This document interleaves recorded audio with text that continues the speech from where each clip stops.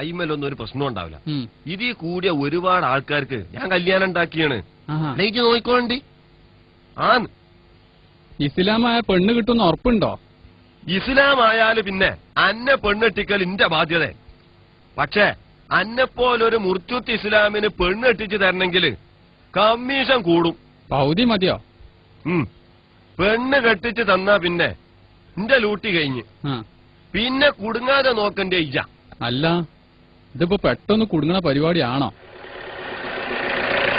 പെട്ടെന്ന് കുടുങ്ങാതിരിക്കാൻ ഞാനൊരു ഐഡിയ പറഞ്ഞുതരാം. ഇവിടെ മൂസാജി എന്ന് പറയുന്ന ഒരു പ്രമാണിണ്ട്. മൂപ്പര അന്നാട്ടിലൊരു കാരണോര് എന്റെ അടുത്ത സുഹൃത്താ. ഇസ്ലാമായി വന്ന പലരും മൂപ്പര് നല്ല നല്ല ജോലിയിലാക്കി കൊടുത്തിട്ടുണ്ട്. ഗൾഫിൽ പറഞ്ഞിട്ടുണ്ട്. പെണ്ണും കെട്ടിച്ചു കൊടുത്തിട്ടുണ്ട്. ആദ്യം എജ്ജ് പോയി മൂപ്പരെ ചാക്കിടണം. പിന്നെ ഒരു 5 കൊല്ലത്തിന് അനക്ക് ആരും പേടിക്കണ്ട. എന്നാലേ ഈ ഒരു 50 ഉറുപ്പ്യ കാട്ടിക്ക. 100 തന്നെ ചോദിക്കേനി.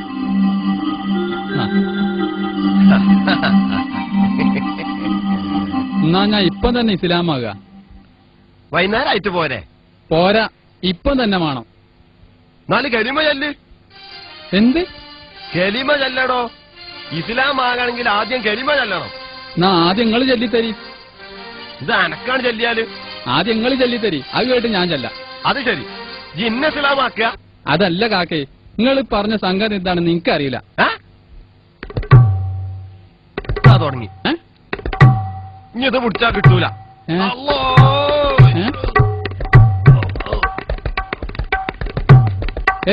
കാക്കേ നിക്കി നിക്കി, നിങ്ങളെ പറഞ്ഞ സാധനം തരി. നിക്കി.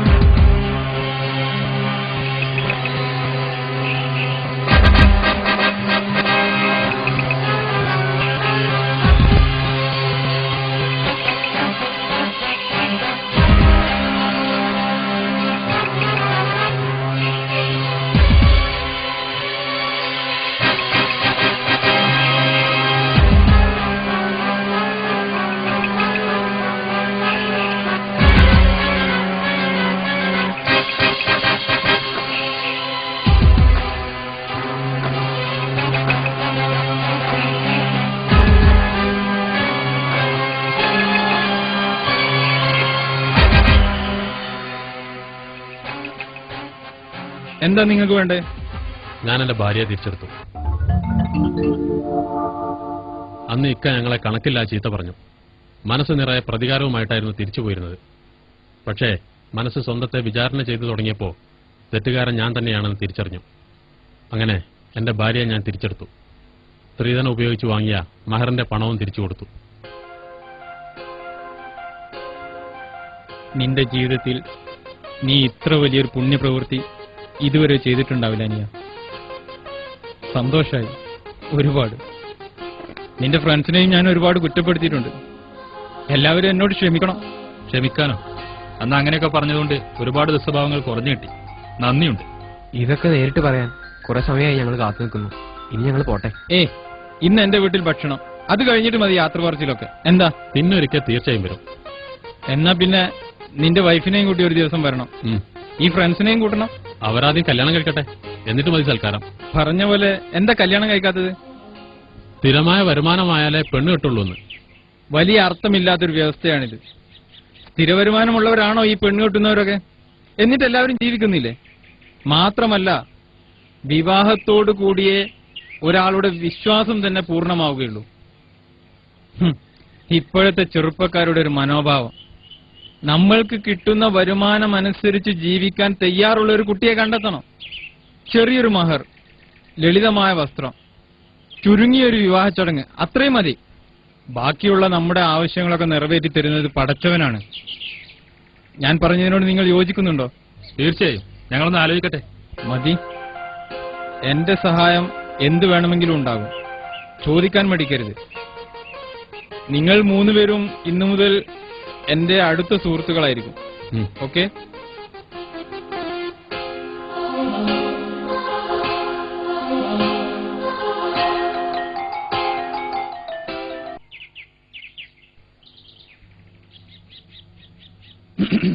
അസ്സലാമലൈക്കും. വലൈക്കും അസ്സലാം. ഇപ്പപ്പാന്റെ കുട്ടി ഉള്ളിൽ പോയിരിക്കട്ടാ. കേറിയിരിക്കി.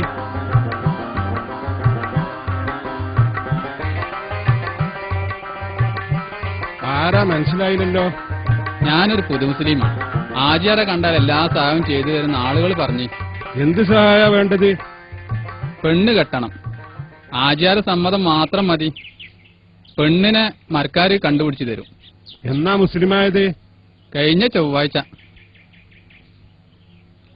ഇസ്ലാമിലിപ്പോ ആളെ തയഞ്ഞിക്കണ്.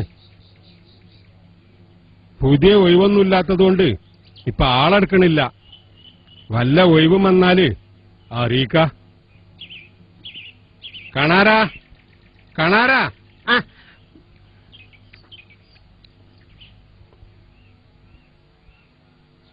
അഡ്രസ് കണാറിന്റെ അടുത്ത് കൊടുത്താ മതി. ഇനി സ്ഥലം വിട്ടോ. കണാരാ, പെണ്ണെട്ടാൻ വേണ്ടി ദീനുൽ ഇസ്ലാമിൽ കൂടുന്ന ആ ലിസ്റ്റ് ഉണ്ടല്ലോ, ആ കൂട്ടത്തില് ഇതും വാങ്ങിവെച്ചളാ. എന്തേ കാണാറാ?